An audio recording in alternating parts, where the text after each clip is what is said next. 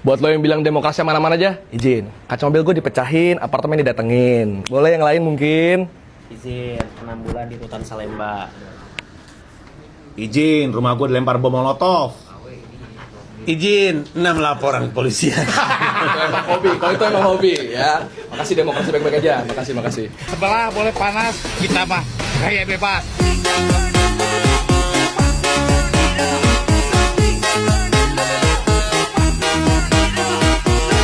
Apalagi menyiram air panas kepada semua rakyat Indonesia.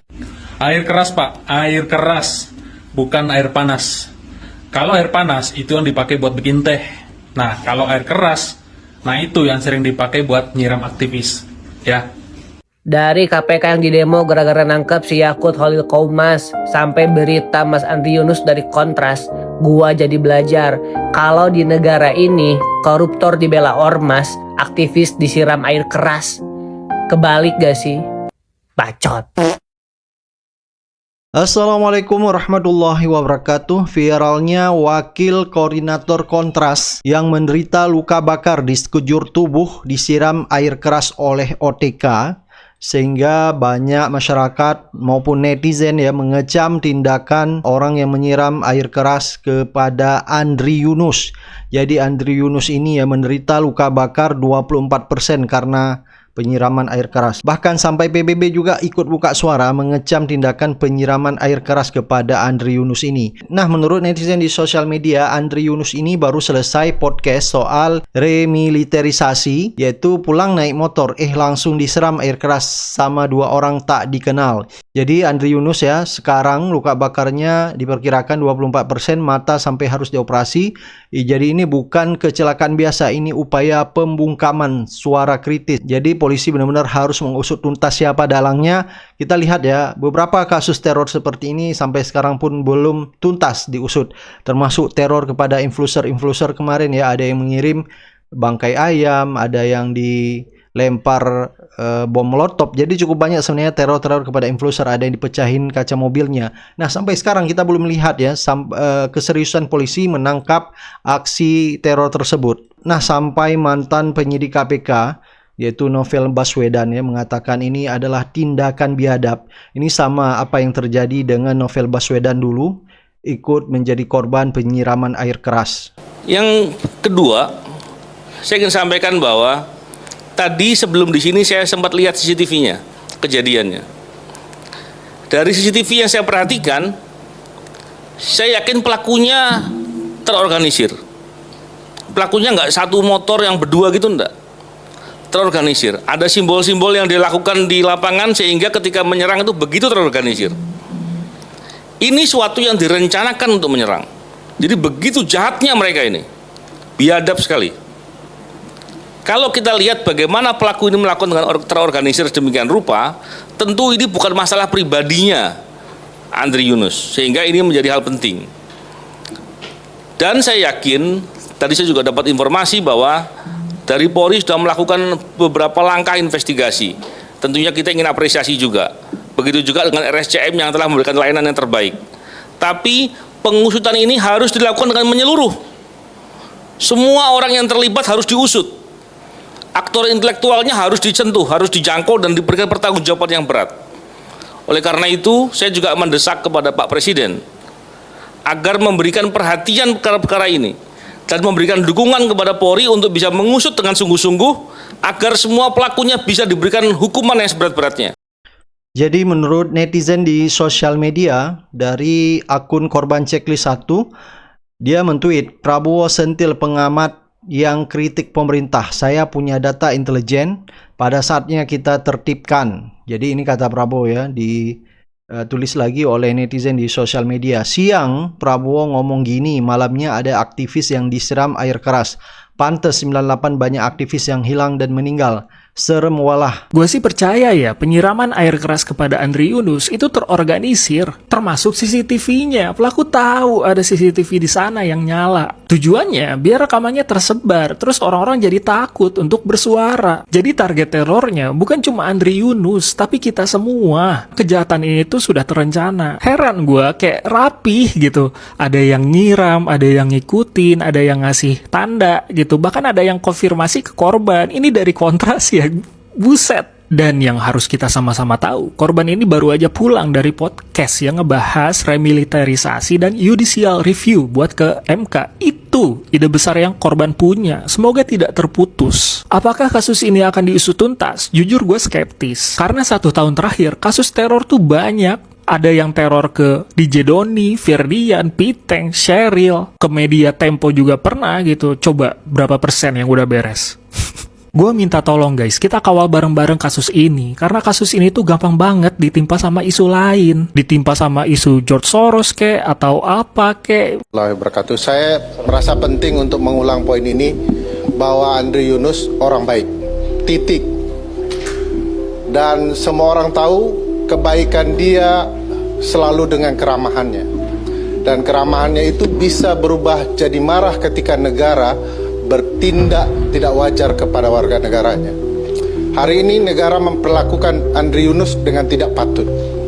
Oleh karena itu saya ingin menghimbau negara, dalam hal ini Presiden, Kapolri, Kejaksaan Agung, dan seluruh aparat negara yang terikat dan terkait dengan perkara-perkara apapun yang sedang ditangani Andri Yunus, untuk bersungguh-sungguh mengungkap perkara ini.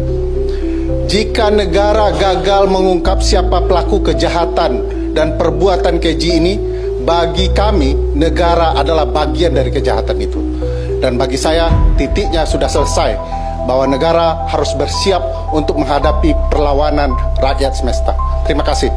Peristiwa ini menambah kegelisahan, menambah ketidakpastian politik, karena yang bersangkutan Andri ini adalah aktivis Kontras dan kaitannya tentu dengan aktivitas yang bersangkutan. Dan kita tahu reputasi Kontras yang selalu memberi kritik, terutama pada usaha-usaha untuk membatalkan demokrasi. Jadi kalau air keras itu disiramkan pada Andre, itu artinya ada upaya untuk membungkam suara kritis dari masyarakat sipil. Karena yang disiram air keras adalah seorang pejuang aktivis hak asasi manusia, dan dia baru menyelesaikan podcast yang temanya adalah mempertanyakan aktivitas militer atau keterlibatan militer dalam politik atau dalam banyak institusi sipil. Kita nggak tahu ini kaitannya sebab akibat, tetapi tentu kita mesti menduga dengan kuat bahwa di belakang isu-isu yang hari-hari ini kontroversial soal creeping militarism, soal melemahnya lembaga-lembaga demokrasi, merupakan sinyal bahwa Indonesia ada di dalam the Republic of Fear, atau republik yang penuh dengan ketakutan tuh. Dan ini mesti secepat-cepatnya diselesaikan oleh Presiden. Presiden saya kira harus datang di depan pers dan menerangkan atau menjelaskan bahwa soal yang peristiwa yang terjadi kemarin malam itu merupakan penghinaan terhadap demokrasi. Tetapi kan Bang, bisa jadi bukan pemerintah di baliknya, tapi kan Bang, bisa jadi ada yang mau adu domba lewat teror ini. Udah nggak usah naif. Selama negara terus membiarkan teror terjadi kepada masyarakat, selama negara terus membiarkan pelaku tidak diungkap, selama negara terus-terusan melakukan kriminalisasi, jangan salahin masyarakat sipil kalau akhirnya kita menganggap bahwa negara adalah bagian dari aktor intelektual di balik teror-teror kepada masyarakat sipil yang vokal dan juga kritis. Jadi apa yang terjadi kepada Wakil Koordinator Kontras, Bang Andri Yunus, adalah rentetan dan daftar panjang teror-teror yang terjadi kepada ketua BEM, konten kreator, teman-teman sipil, akademisi, bahkan masyarakat pada biasanya umumnya, dan nggak selesai. Bukannya selesai, malah nambah list baru. Ya inilah negara ketika akhirnya dipimpin oleh para pelanggar-pelanggar HAM. Ya begini, HAM-nya cuma jadi hampa. Jadi Andri dalam ruang sepak terjangnya dia jelas sebagai pembela hak asasi manusia yang dalam peraturan internasional wajib dilindungi. Dan secara standar, pembela HAM adalah korban yang memang ditarget oleh banyak kekuasaan di mana-mana dengan berbagai cara. Jadi ini adalah bagian dari standar yang kemudian sering kali digunakan untuk mengancam pembela hak asasi manusia. Dan serangan kepada pembela hak asasi manusia, pembela lingkungan, pegiat anti korupsi dalam rentang 20 tahun terakhir terus meningkat. Terus semakin kejam cara-caranya, semakin biadab, ya. Dan teror itu kemudian kalau nggak diungkap sangat lama. Peristiwa dulu Mas Novel Baswedan butuh 3 tahun untuk mengungkapkan 2 orang pelakunya dari aparat kepolisian, aparat Brimob, dengan sanksi yang sangat ringan. Dan belum tentu itu orang pelakunya. Jadi peristiwa seperti ini biasanya menemukan kendala-kendala yang menurut saya bukan kendala teknis. Dari semalam kami sudah melihat dan berkomunikasi dengan orang-orang kepolisian, mereka sudah mengambil semuanya. Bukan mengambil seldom. Seharusnya secara technicality tidak ada hambatan buat mereka mengungkapkan siapa pelakunya dan siapa otak belakang pelakunya. Udah, gini amat negara ya. Gue selalu mengatakan berkali-kali, jika pelakunya tidak terpublikasi, ini CCTV lengkap ya. Harusnya polisi bisa cek dari semua sudut CCTV, setiap titik, nomor siapa aja yang lewat jam segitu, di radius itu, plat nomor apa aja yang lewat, harusnya mudah. Tapi kalau tidak terpublikasi siapa, maka negara adalah pelakunya. Kemarin Doni, Firdian, Axel dan kawan-kawan itu belum ada tindak lanjut apapun. Sampai sekarang nggak tahu kita siapa. Sudah jelas teror, tapi negara diam. Silahkanlah berikan kesimpulan sendiri. Orang bersuara untuk kebaikan bangsa digitukan. Menurut gue, beat terakhir Panji di Mensrea itu cukup menjelaskan segalanya. Itu nyata. Teruntuk para pelaku percobaan pembunuhan kepada wakil koordinator kontras yaitu Andri Yunus dengan penyiraman air keras baru-baru ini, gue cuma mau bilang kalau misalkan kalian itu pengecut. Dan kita semua harus mengutuk tindakan biadab ini. Kita sedang hidup di negara yang sudah tidak waras lagi, teman-teman. Kenapa tidak waras? Karena bagaimana mungkin kalau misalkan negara waras, warga yang kritis, warga yang bersuara, warga yang bergerak dalam kerja-kerja advokasi kemanusiaan, pemenuhan hak asasi manusia, memperjuangkan demokrasi, tapi justru malah dibalas dengan hal biadab yang kayak gini, disiram pakai air keras. Apa maksudnya? Ini tentu saja sudah jelas-jelas merupakan bentuk daripada percobaan pembunuhan yang nyata. Kita semua tentu saja belum lupa dengan wajah beliau, Bang Andri Yunus, seorang aktivis hak asasi manusia, wakil koordinator kontras, warga sipil tak bersenjata yang kemudian menjadi saksi adanya pembahasan diam-diam oleh para elit-elit itu untuk mensahkan sebuah RUU yang kemudian melegitimasi dui fungsi militer sebagaimana yang lahir hari ini, melegitimasi bagaimana militer dapat berbisnis, dapat berkuasa, dapat menduduki ruang-ruang sipil sebagaimana yang ada di hadapan mata kita. Warga sipil tak bersenjata yang kemudian menjadi saksi dalam judicial review terhadap undang-undang TNI yang baru disahkan di hadapan Mahkamah Konstitusi. Warga sipil tak bersenjata yang kemudian menjadi saksi untuk mengungkap para pelaku-pelaku dalam kerusuhan yang terjadi pada demo Agustus lalu yang melahirkan 5.000-an orang ditangkap, 12 orang meninggal, 600-an orang yang kemudian menjadi tahanan politik, bahkan sampai hari ini masih banyak yang menjalani sidang hanya karena mereka ini adalah orang yang bersuara dan juga kritis. Kalau kalian sadar, ini bukan pertama kalinya kontras itu diberikan ancaman, teror, bahkan juga percobaan pembunuhan. Kalau kalian sadar, ini bukan pertama kalinya teror dan ancaman itu datang di rezim yang baru berjalan kurang lebih bahkan belum 2 tahun ini. Tapi satu hal yang perlu diingat oleh para pelaku-pelaku pengecut ini, bahwa ketika kemudian yang kalian lakukan adalah menyiram air keras, yang tumbuh itu adalah perlawanan. Ketika yang kalian upayakan itu adalah menciptakan politik ketakutan kepada warga, maka yang tumbuh adalah perlawanan yang lebih masif lagi dan akan terus tumbuh menjadi semakin besar.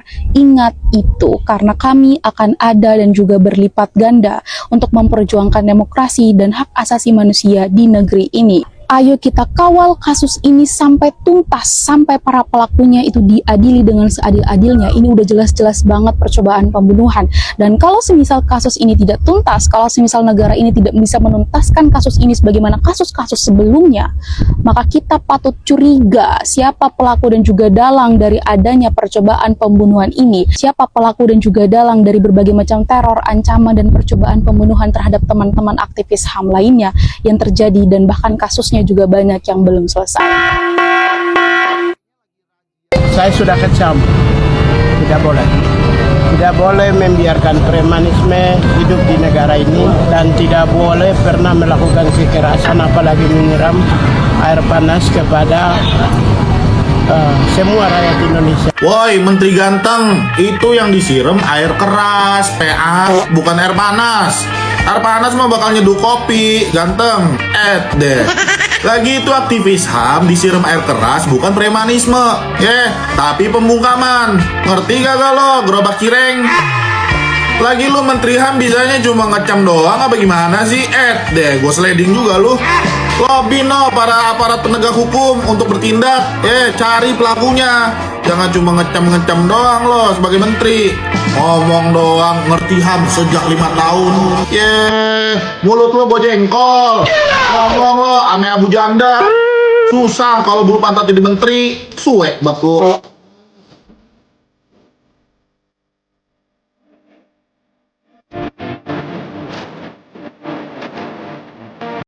Ternyata di negeri ini orang yang kritis itu lebih berbahaya dari nuklir. Kritis itu lebih berbahaya dari mafia kelas dunia. Ya, teror, intimidasi, ancaman terus-menerus datang kepada mereka yang kritis. Seperti yang terjadi sekarang ini. Aktivis HAM Andri Yunus disiram air keras setelah podcast dengan tema remilitarisasi dan judicial review di Indonesia. Biadab banget kan? Dan buat gue ini tuh bukan sekedar kriminalisasi biasa, tapi bau kuat pembungkaman. Ini bukan sekedar serangan ke satu orang, ini serangan ke akal sehat kita semua. Kita ini negara yang lahir dari keberanian. Bangsa ini berdiri karena jutaan orang berani melawan penjajah. Nyawa darah dikorbankan agar kita punya satu hal yang mahal, kebebasan berserikat, berkumpul, dan bersuara merdeka. Jadi kalau hari ini ada orang yang diserang karena berani berpikir kritis, itu sama saja menghina sejarah bangsa ini. Ini bukan cuma serangan terhadap satu orang. Ini teror anti kemanusiaan. Ini teror terhadap hak dasar warga negara untuk berpikir dan berbicara. Tapi satu hal yang harus diingat, teror tidak akan pernah berhasil membunuh demokrasi. Karena demokrasi bukan cuma soal pemilu 5 tahun sekali. Demokrasi adalah keberanian rakyat untuk bertanya, berpikir, dan mengkritisi. Teror juga nggak akan pernah bisa mematikan pikiran orang-orang yang kritis, yang masih percaya pada kebenaran dan keadilan. Ya, air keras bisa melukai tubuh seseorang, tapi tidak akan pernah bisa melarutkan pikiran kritis kita. Kalau satu suara dibungkam, 1000 suara akan muncul. Karena pada akhirnya, yang benar tidak akan pernah kalah oleh rasa takut. Dan di sini untuk semua orang yang katanya mengaku pro demokrasi, gue mengajak, ini waktunya kita bersikap. Kalau kita ingin demokrasi ini berdiri tegak dan adil di negeri ini, maka hanya ada satu kata, lawan. Pilihan kita hanya 2 saat ini. Diam ditindas kekuasaan atau lawan kekuasaan penindas. Satyam Eva Jayate. Siapapun pelakunya, ini benar-benar biadab sih. Kasus yang menimpa Wakil Koordinator Kontras Andri Yunus yang tiba-tiba disiram air keras dan menimbulkan luka bakar serius mencapai 24% dari total permukaan tubuhnya adalah problem krusial bagi demokrasi kita. Peristiwa yang menimpa Andri Yunus ini tentu bukan hanya sekedar kriminal biasa, tetapi ini langsung menyerang secara personal terhadap kebebasan berpendapat dan pembela hak asasi manusia. Pola lama, modus lama, dan targetnya selalu sama kepada mereka yang berani bersuara dan kritis. Tetapi sejauh mana saat ini kita melihat negara bisa hadir untuk menuntaskan kasus-kasus tersebut?